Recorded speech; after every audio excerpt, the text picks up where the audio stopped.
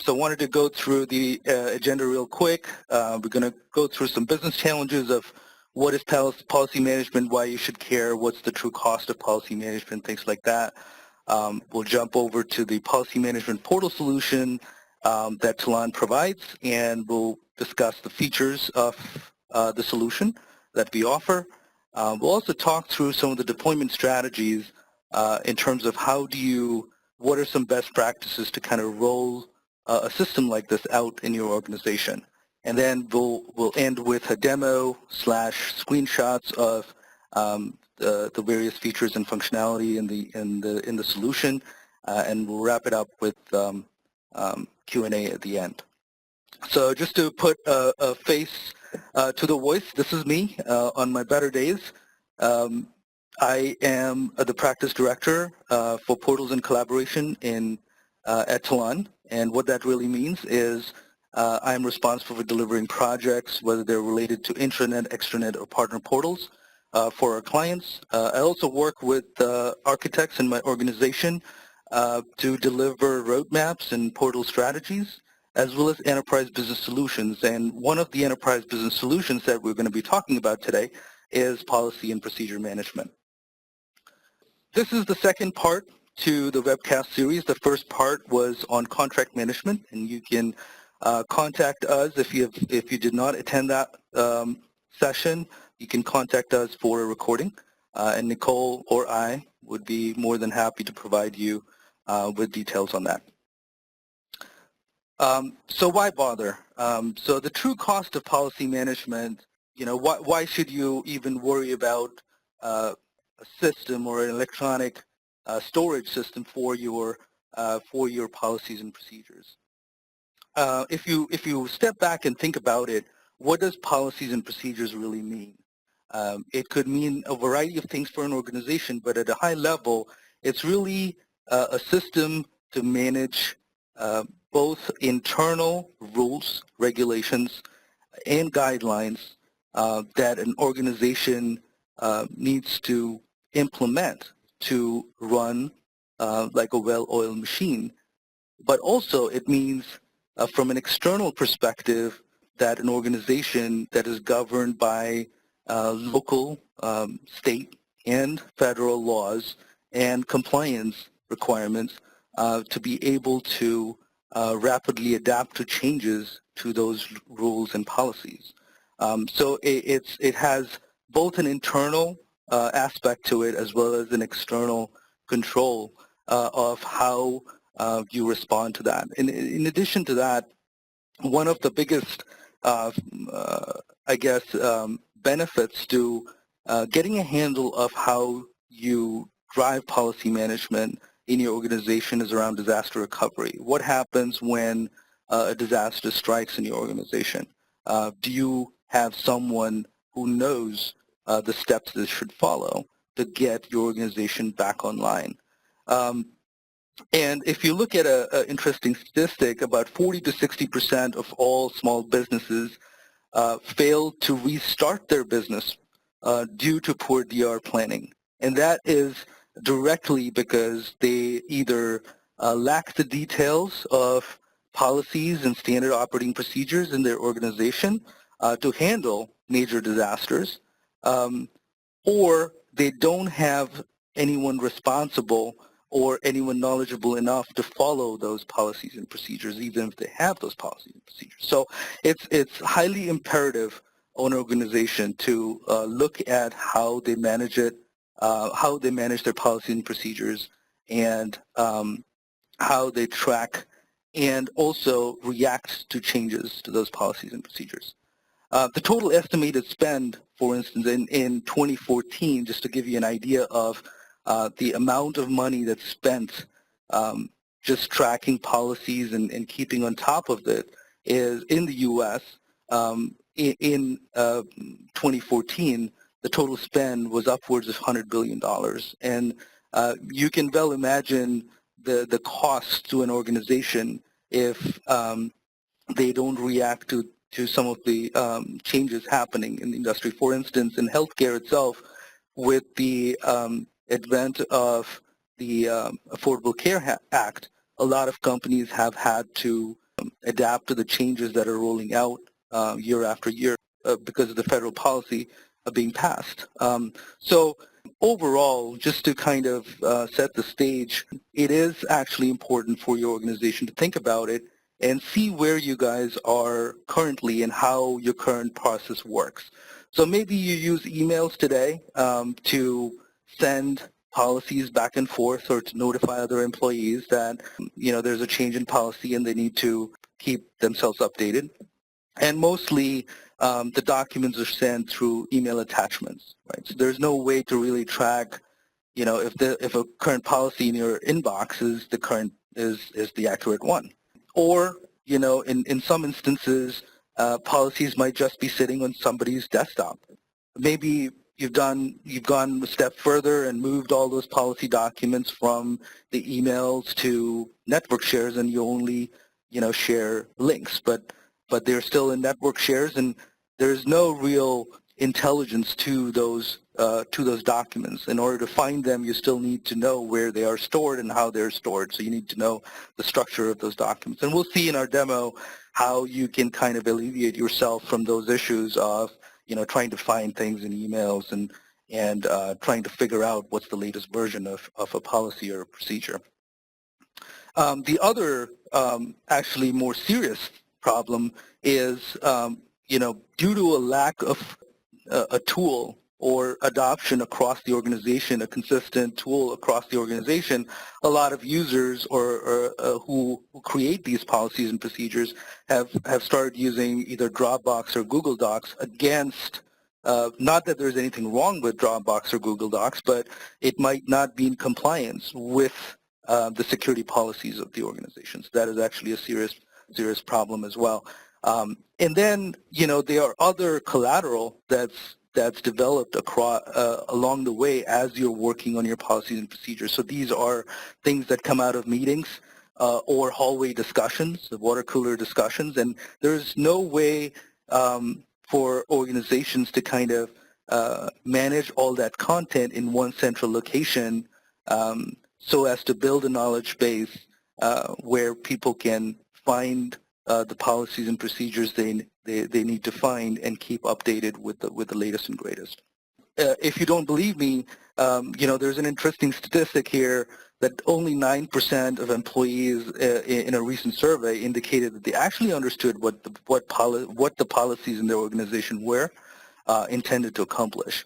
So there is also a lack of understanding of what the policies are supposed to do. In all honesty, policies and procedures is not the most interesting field for anybody. Nobody wants to sit around and read policy documents, but it's really essential for an organization if it needs to hum and progress. So how do you track those that your employees are actually understanding the policies that you're writing? The last statistic I'm going to throw out here, I promise, is that most of the companies don't keep their policies updated. So they create the policies, they're distributed, and that's pretty much it because, it takes time and effort to actually update the policies. It also takes some insight into what policies need to be updated.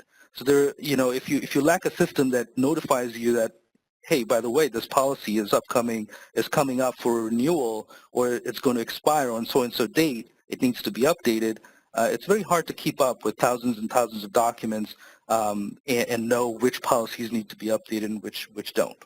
Right? So having laid the foundation of what the problems are, let's see how the solution actually helps alleviate some of the problems.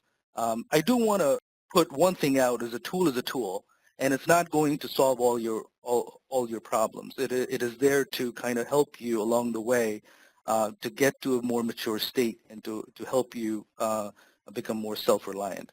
So the first thing in terms of the three pillars that the solution provides is the actual creation and management of the policy. So this is more in line with folks in your organization that actually are responsible for authoring these policies, approving these policies, and then publishing them to the rest of the employees or groups of employees. So part of this is around, how do you store the documents? The versioning of documents is important. reviews and approvals. So maybe certain documents need to go to the compliance department. So certain documents might need to get legal approval before they're published to the rest of the employees.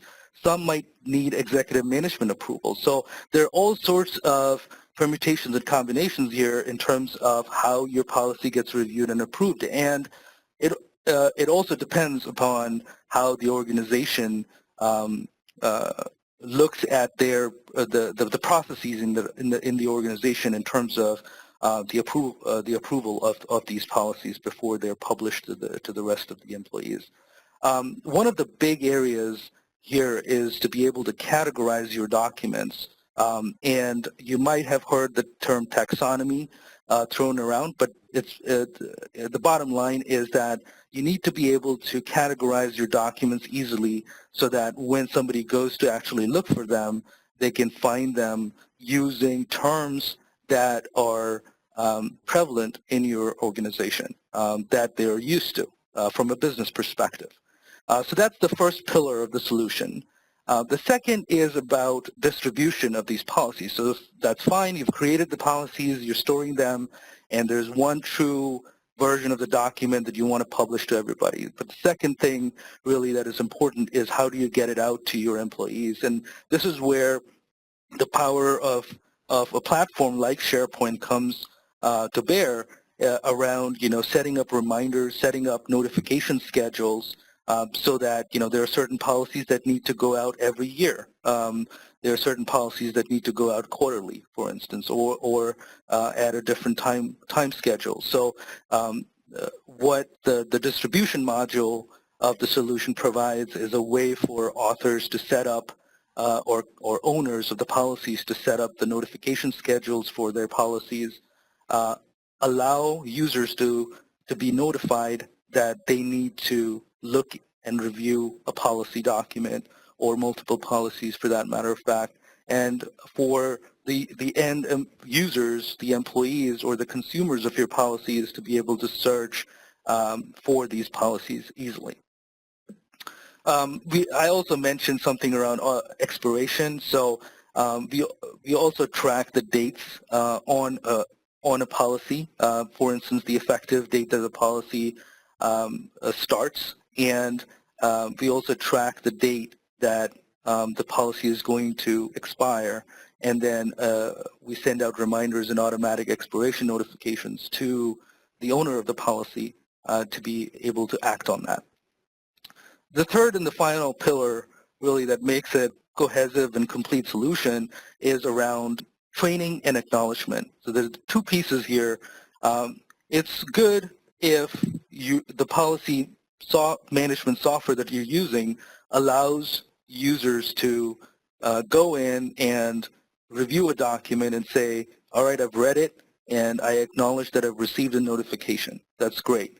But we've gone a step further in that we also include a module for what we call Q&A, but it's basically a survey or an assessment or a quiz, if you will, on the policy. And depending upon what kind or type of policy it is, you can set up a quiz to go with it, so you also track the understanding of the readers of that policy, and then you can act on it because there's also the layer of reporting on top of it. So as an owner of the policy, you can look at various graphs and statistics on your policies and try to hone in your resources towards policies that maybe need to be rewritten to make it more clear to the readers as to what the policy is about or what the procedure is about, as a matter of fact. So these are the three pillars of the solution.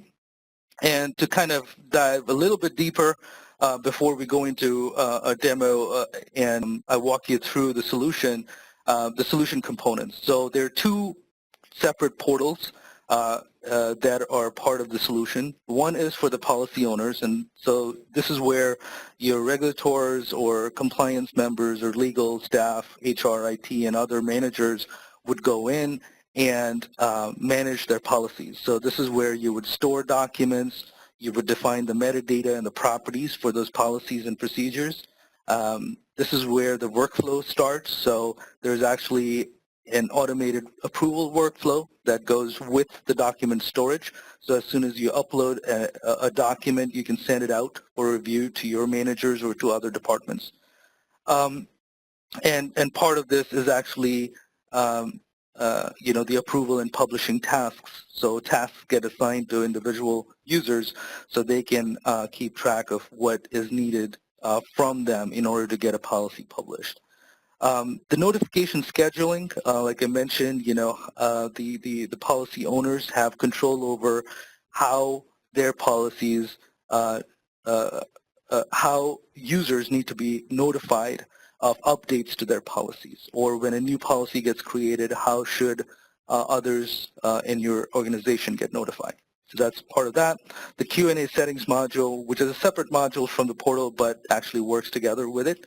But this is where you would define your questions and answers in a multiple choice manner. So when you do publish the document and a user goes in to acknowledge that they've read it, they first have to take the quiz so you can assess the understanding of folks on what you've written and authored. And then reminders for yourself. So this is where you would set up reminders on things like, there is a policy that's going to expire, so I need to take an action on it, or I need to change the language of this policy or procedure, things like that. So these are ad hoc reminders, and this is for the author of the policy and procedures there. This is for yourself. So you can set up reminders, and the system will send you periodic emails and notifications of when those reminders are due. The second portal is for employees and managers. This is where employees would go search for policies that concern their job. They would manage their tasks, and tasks are related to reading tasks. So this is where they would go to acknowledge that they've read a policy, and they would receive notification alerts that a policy has been assigned to them for review. And then they can take part in the quizzes to showcase their understanding of that particular policy or procedure. One thing before going to the next screen was around security. So the security of these portals is governed by Active Directory, so it's all role-based security. We do set up some default roles, one for policy owners, employees, and managers. You can get down to a little bit more in terms of granularity, but you can control all that through Active Directory groups. So you can assign people to Active Directory groups, and then in turn they would have access or not have access to certain things on the portal. This is the last screen before we dive into the demo.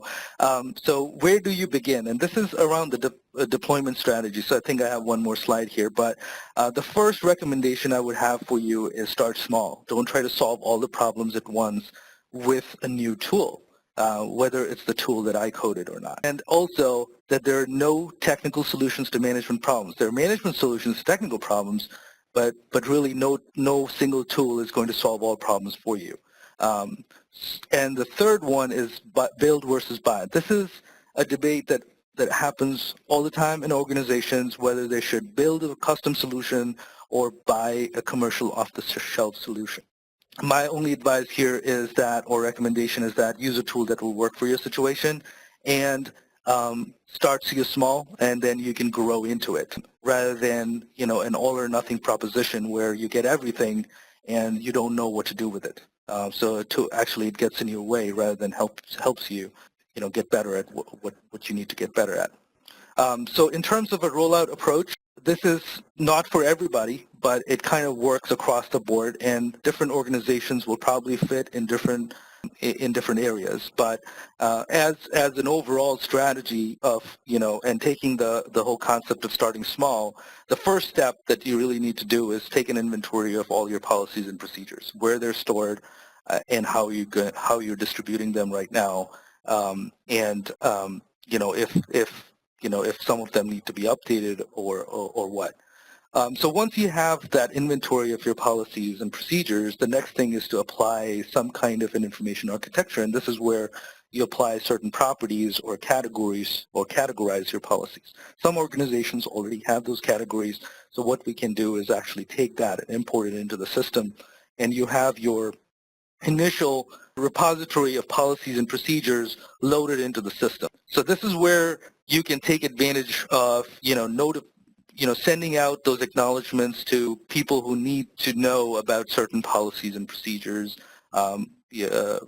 leveraging search so that people can actually find these policies in one area, enabling versioning, so that as the author of those policies and procedures, as the creator of those policies and procedures, you can continue updating them without affecting what people are actually seeing and using. So that would be the first step to kind of rolling out the solution.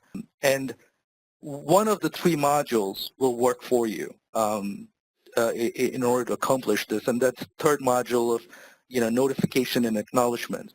And then once you're familiarized with the tool, you've trained up on the tool and how it works, then is the time to actually start thinking about automating your business processes in terms of, when you're creating your policies and procedures, incorporating some kind of an approval workflow, or, a manager workflow for employees so managers can look in and see whether their employees are being trained properly or not on these policies and procedures. And then to add to that, the next level of complexity is the data analytics. That's the first thing usually people approach with is the data analytics because it's a graphical view of everything. But the thing is, it can mislead you. So unless you know about your data, about your content, and how things are moving in your organization, those graphs will look great initially because they're graphical and it pleases the eyes, but it's not going to make any sense to you when you look at charts with red and green and blue on it and what they mean. So try to kind of, build your organization or build the rollout approach in such a way that your organization eases into it rather than trying to do all at once. So let's look at some of the demos and solution screens. So let me actually switch over to my demo tenant right now, and I'll kind of move back and forth between the screens and the actual demo environment, mainly because I've been having some technical difficulties with my environment. But let me just give you a very high level of how the interface actually works. So we've worked pretty hard in actually simplifying it a lot so that there's one place that users go to do all their activities. So I'm actually logged in as a policy owner, and what I see, so the different parts of the portal, on the left-hand side, you'll see the action panel, what we call as the action panel where users go to look at what they can do with the system. So as a policy owner, I can look at my tasks. So I can have, I may have some approval tasks that I need to do. I may also have some reading tasks. So maybe I have been assigned some policies that I need to review as well from the HR department, for instance. So these are all, this is where you go to manage your tasks. And it also gives you kind of a visual indication of, if there are tasks that need your immediate attention, like, for instance, overdue tasks. The other buttons that you see here depend upon your role. If you are just an employee that doesn't really have access to create policies, manage policy documents, or send notifications to others, or you're not a manager, then you won't have the rest of the buttons. You'll only have the one button that says My Task.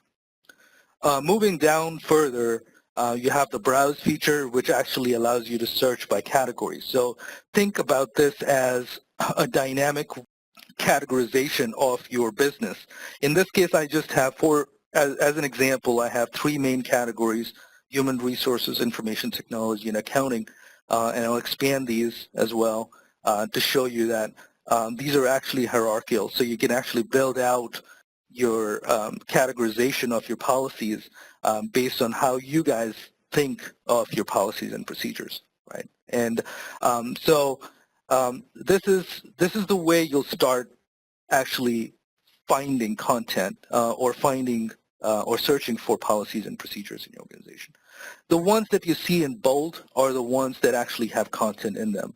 That means they're documents that are categorized under that category. So if I click on, say, expenses, for instance, the right side filters down to just the policies that are categorized by that category, which is expenses. This is the first level of filter that you can apply, if you will, to the result set. But, you know, as you all know, you might have like hundreds and thousands of documents, right? I have only a sample set here. So this list might have been, you know, maybe 50 documents. So how do I get to the document that I'm really looking for? And that's what the third level of filter that you can apply to your search results is through your text box, which is any keyword or any term that you want to enter in here. So if I want to enter, say, for instance, travel, you can see that travel just jumped up on my list. There is the word travel inside this document as well, so this didn't actually go away. Let me actually show you one that, so I just cleared my refiners, so I have no refiners right now. And if I wanted to search something on life insurance, for instance, I can just type in here. So you don't have to go through this tree view in order to filter out your policies and procedures. You can type in right here in the search box. Now this search box is only limited to, this search feature is only limited to your policies documents. So all we're looking for is only policies and procedures. And it doesn't matter really where they live. They don't have to live inside this portal. They can live on your department site, for instance. So you can potentially have your policies and procedures for human resources under the human resources department site or department portal. You can have your financial policies and procedures under your finance site. And you can have compliance-related or regulatory-related policies and procedures under your compliance department. It doesn't matter. But you still come to this one place to actually search and find what you're looking for. All right, so say you found what you're looking for and you open up the document, you view it, that's all good. But the second thing I wanted to actually show you was the task management piece. So if you actually click on My Tasks, you're taken to the task management screen where you, again, you get a visual indicator for tasks that are overdue. So it says 3 tasks are overdue. And the right-hand panel is really for you to complete your task. So the actions on the right panel, again, are governed by what you're supposed to do on that task, firstly, and secondly, what your role is.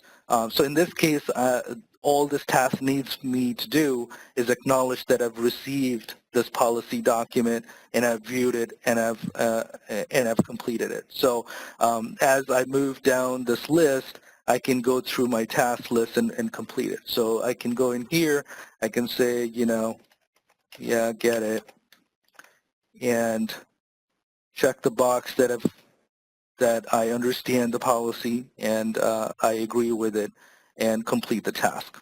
That task goes away from my list and I can work through the rest of the interface. So from an employee perspective, it's just those 2 pages that you have to work through. You don't have to worry about the inner workings of SharePoint. You don't have to worry about workflows. You don't have to worry about anything. The tool actually provides you with enough information that you can get your job done. Now, what if you come in as a policy owner or a manager? Now there are additional features here that will allow you to actually manage your policies and take part in your workflows. So let me actually switch back to my slide deck where I'm going to show you a few more screens of the roles. So the employee interface, as we saw, this is what you see in terms of your interface. You're going to just come in, you're going to look at your My Tasks. It's going to give you a visual indicator of what's overdue and what you need to work on immediately.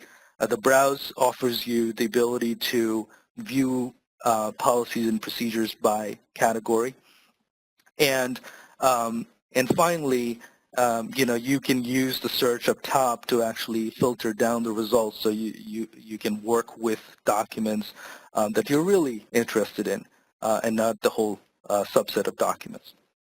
Um, so say, for instance, you clicked on My Task. This is the My Task screen that we just now saw.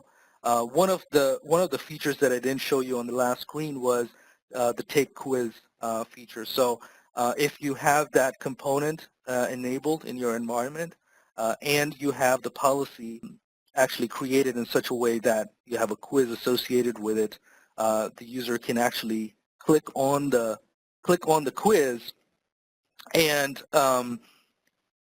what you're going to get is a pop-up, a wizard kind of an interface where you have your question and answers.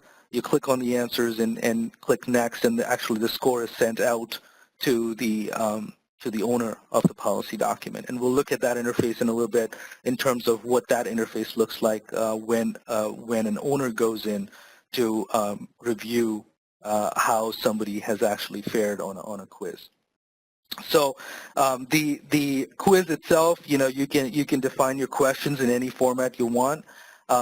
One of the requirements in terms of the responses, we don't allow any text to be entered. It has to be a multiple choice, but you can have a multiple choice where one or more is correct, or just one of the options is correct. So we do provide that option for you. So that was a general employee interface. From a policy owner perspective, when you log in and your role is a policy owner or owner for that for that policy category, you will have a number of additional features. So one of the things that you get is add a reminder, add policies, procedures, and reports. You can also view reports for individual policies that you manage. So we identify which policies that you are owner of, and these buttons get automatically enabled for only those policies. For policies that you are not a manager or owner for, those buttons will not appear for you. So that's actually driven through role-based security. So one of the options we have here is view report.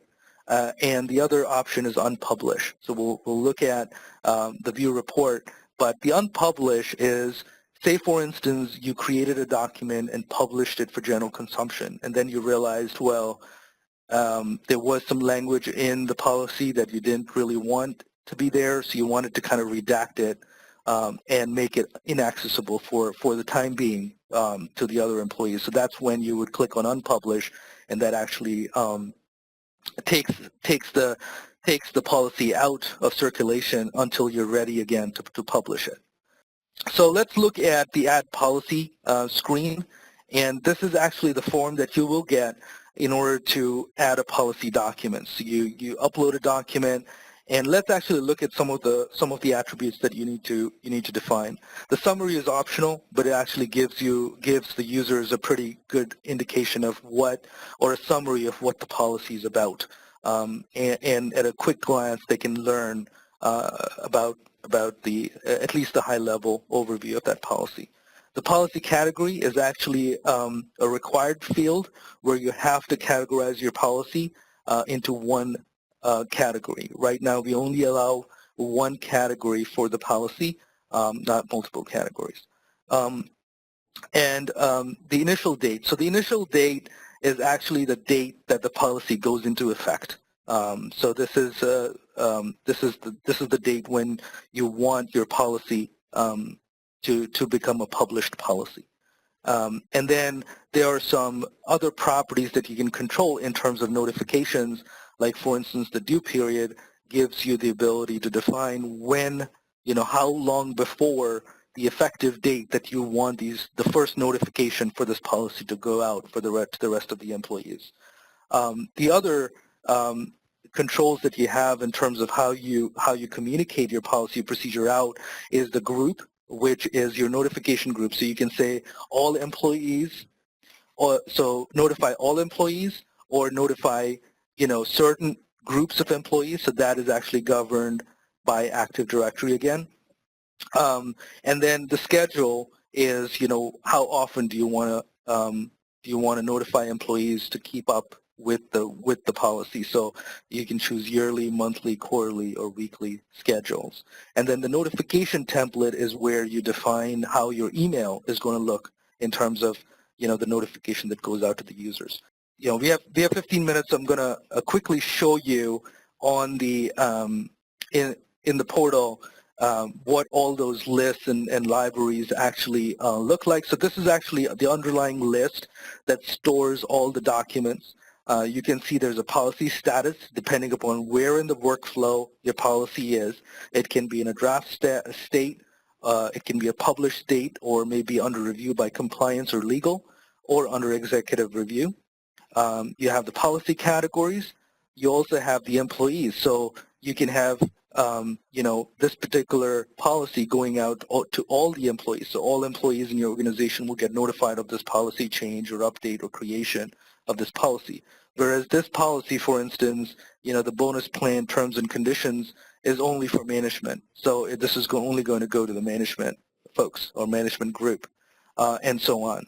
And the same thing with the notification template. You can create your own notification templates depending upon how you want the email to look when the employee actually receives that email. So this is for both consistency as well as customization purposes. So the lists that actually drive these are the notification schedules. So you can create your notification schedules a calendar year, monthly, fiscal year, every 3 months. So you can create as many schedules as you want, and they're all driven by the category of the policy and procedure. The notification messages, like I said, you can define your template as to how your email is going to look like using some template strings, and we'll make sure that your email is formatted according to your specifications. And then the notification group, lastly, is where you define, which 80 groups get notified for what policies. So we give you enough kind of control behind the scenes to drive the notifications and acknowledgments and stuff like that. So you have full flexibility and control as to what you need to do.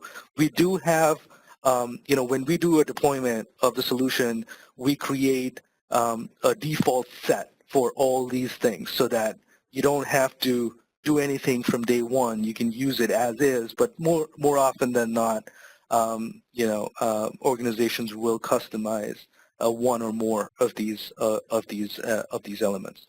So very quickly, as we're running out of time here, let me actually go back to my slide deck and go through some other important features that I wanted to kind of walk through.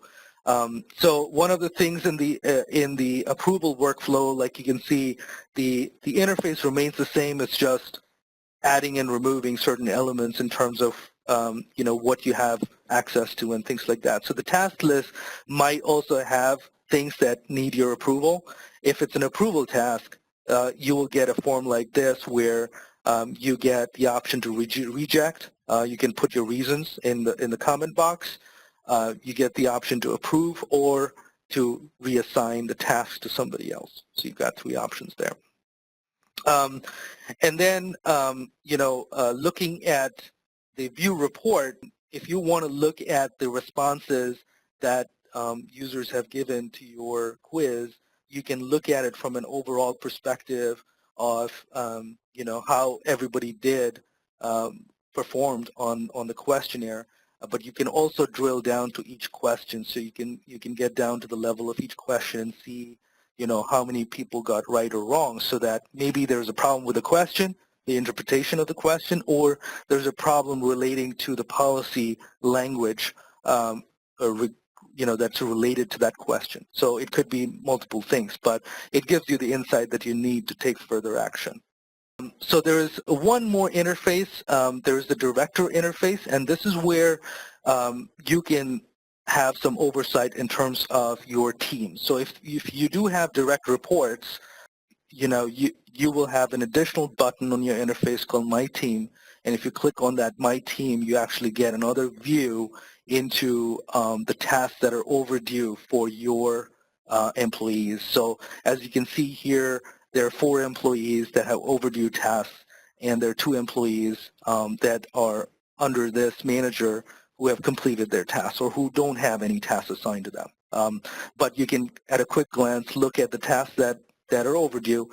You can print a summary of those tasks and then follow up with the employee, or you can click on follow up, which actually sends an email to them notifying them that you've looked at that they have some overdue tasks that they need to complete as soon as possible.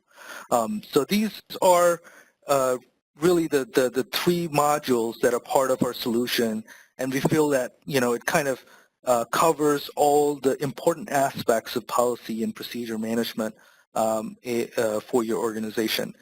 There are, of course, it's a solution, so there are, of course, other things in the pipeline in terms of more richer reporting interfaces that we're working on as well.